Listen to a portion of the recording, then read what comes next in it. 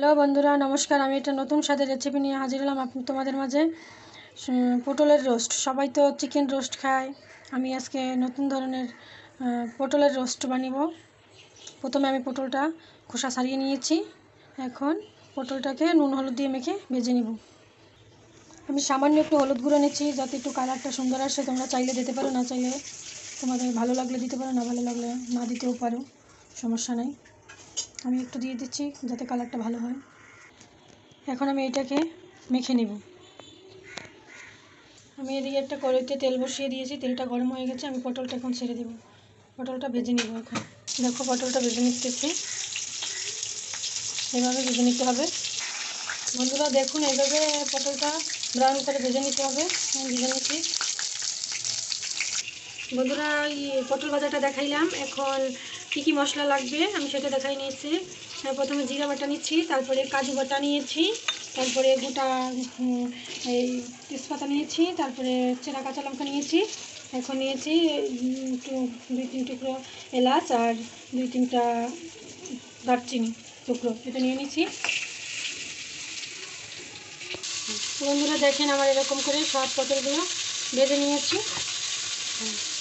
এখন আমি রান্না করে নেব পটলের।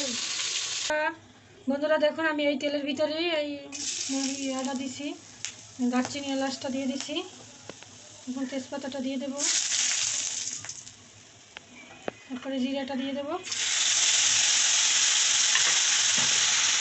আমি বাদাম বাটাটা দিয়ে দেবো, কাজু বাদাম বাটা।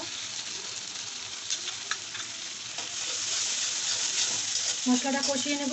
এখন এভাবে দিতে হবে। এখন কাঁচা লঙ্কা চেরা, পাকা কাঁচা লঙ্কা চেরা দিতে হবে। দিব নুন, স্বাদ মতো নুন দিতে হবে।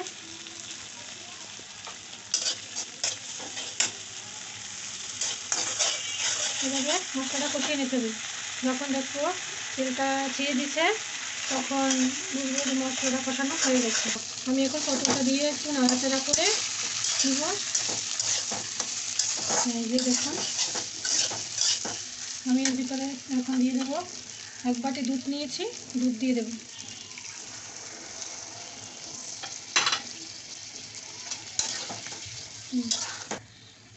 এখন এভাবে দুধ দিয়ে দিলাম। একটু এখন ফুটে উঠলে, ভালোভাবে ফুটে উঠবে, একটু ঘন ঘন হবে, তখন উঠিয়ে নিতে হবে বন্ধুরা। এখন একটু চিনি দিয়ে দিচ্ছি যাতে একটু মিষ্টি মিষ্টি লাগে বন্ধুরা। এখন দেখুন একটু ঘন ঘন হয়ে গেছে। দেখুন এই যে আমি এখন পটলটা নামিয়ে নিব। এভাবে ঘন ঘন হলে উঠিয়ে নিতে হবে। দেখুন বন্ধুরা কি সুন্দর কালারটা আসছে। দেখুন এখন আমি নামিয়ে নেব বন্ধুরা। দেখুন এই যে নামিয়ে নিয়েছি আমি, এই যে পটলের রোস্ট, পটলের রোস্ট দেখুন। তো আমার আজকের রেসিপি এই ছিল। আবার পরবর্তী রেসিপি নিয়ে আপনাদের মাঝে হাজির হব। তা সে পর্যন্ত আপনারা সুস্থ থাকুন, ভালো থাকুন। ভালো লাগলে লাইক সাবস্ক্রাইব অবশ্যই করবেন। নমস্কার।